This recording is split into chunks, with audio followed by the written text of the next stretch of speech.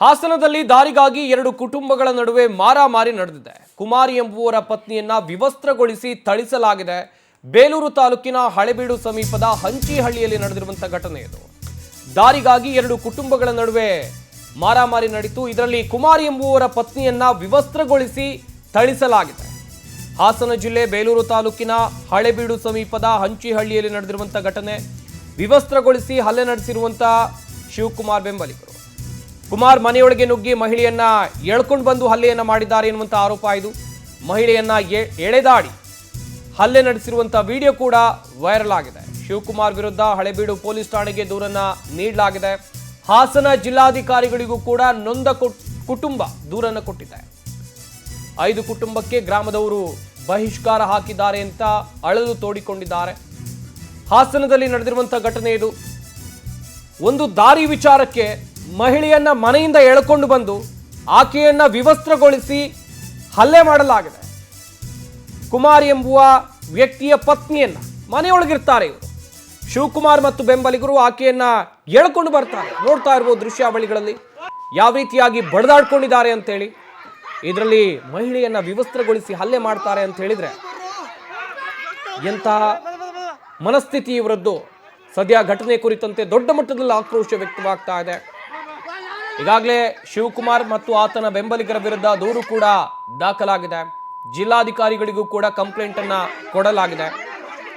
Halebidu police ಠಾಣೆ ಪೊಲೀಸರು ಪ್ರಕರಣವನ್ನು ದಾಖಲಿಸಿಕೊಂಡು ತನಿಖೆಯನ್ನ ನಡೆಸ್ತಾ ಇದ್ದಾರೆ. ಒಂದು ದಾರಿ ವಿಚಾರಕ್ಕೆ, ನಡ್ಕೊಂಡು ಹೋಗುವಂತ ದಾರಿ ವಿಚಾರಕ್ಕೆ ಈ ರೀತಿಯಾಗಿ ಬಡ್ದಾಡ್ಕೊಳ್ತಾ ಇದ್ದಾರೆ. ನೋಡ್ತಾ ಇರಬಹುದು ನೀವು ಕೂಡ ದೃಶ್ಯಾವಳಿಗಳಲ್ಲಿ.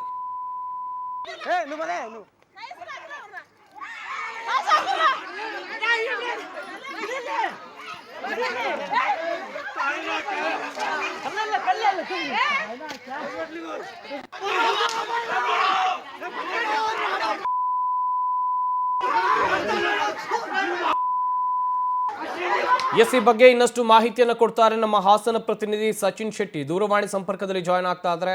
ಸಚಿನ್, ಗಮನಿಸ್ತಾ ಇದ್ವಿ, ಒಂದು ದಾರಿ ವಿಚಾರಕ್ಕೆ ಎರಡು ಕುಟುಂಬದವರು ಹೊಡೆದಾಡ್ಕೊಂಡಿದ್ದಾರೆ. ಅಲ್ಲಿ ವಯಸ್ಸಾದವರಿದ್ದಾರೆ, ಮಹಿಳೆಯರಿದ್ದಾರೆ.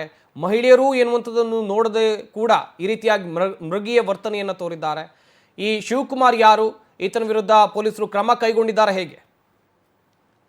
ಖಂಡಿತ ಸಂಪತ್ತು. ಬೇಲೂರು ತಾಲೂಕು ಹಳೆಬೀಡು ಸಮೀಪದ ಹಂಚಿಹಳ್ಳಿ ಗ್ರಾಮದಲ್ಲಿ ನಡೆದಂತಹ ಈ ಒಂದು ಘಟನೆ ಏನು ಸುಮಾರು 2015ನೇ ಇಸ್ವಿಯಲ್ಲಿ ಗ್ರಾಮ ಪಂಚಾಯತಿ ಚುನಾವಣೆಗೆ ಸೋಮಶಂಕರ್ ಎಂಬುವರು ಶಿವಕುಮಾರ್ ವಿರುದ್ಧ ಸ್ಪರ್ಧೆ ಮಾಡಿದ್ರು. ಆ ಒಂದು ಸ್ಪರ್ಧೆಯಲ್ಲಿ ನಿಂತು ಸೋತಿದ್ರು. ಇದಾದ ಬಳಿಕ ಆಗಿನಿಂದಲೂ ಕೂಡ ಇವರ ವಿರುದ್ಧ ಏನೋ ಸಾಧಿಸ್ಕೊಂಡು ಬರ್ತಾ ಇದ್ರು.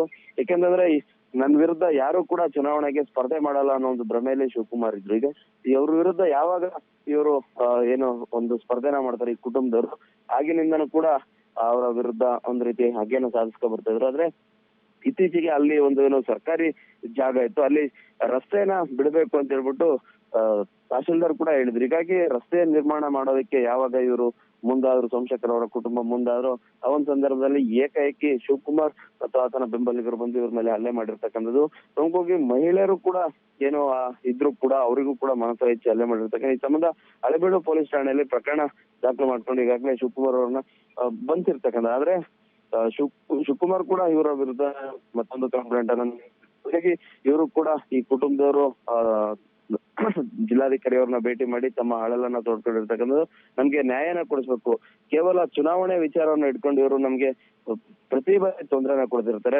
ರಸ್ತೆ ನಿರ್ಮಾಣ ಮಾಡೋದಕ್ಕೆ ತಾಲೂಕು ಅಧಿಕಾರಿಗಳು ಹೇಳಿದ್ರು ಕೂಡ ಅವ್ರ ಆದೇಶಕ್ಕೂ ಕೇರೆ ಅಂದೆ ನಮ್ಮ ಮೇಲೆ ಹಲ್ಲೆ ಮಾಡಿರ್ತಕ್ಕಂಥ ಅನ್ನೋ ಮಾಹಿತಿನೂ ಕೂಡ ಈಗ ಜಿಲ್ಲಾಧಿಕಾರಿ ಬಳಿ ಅಳಲನ್ನು ತೊಡ್ಕೊಂಡಿರೋದು.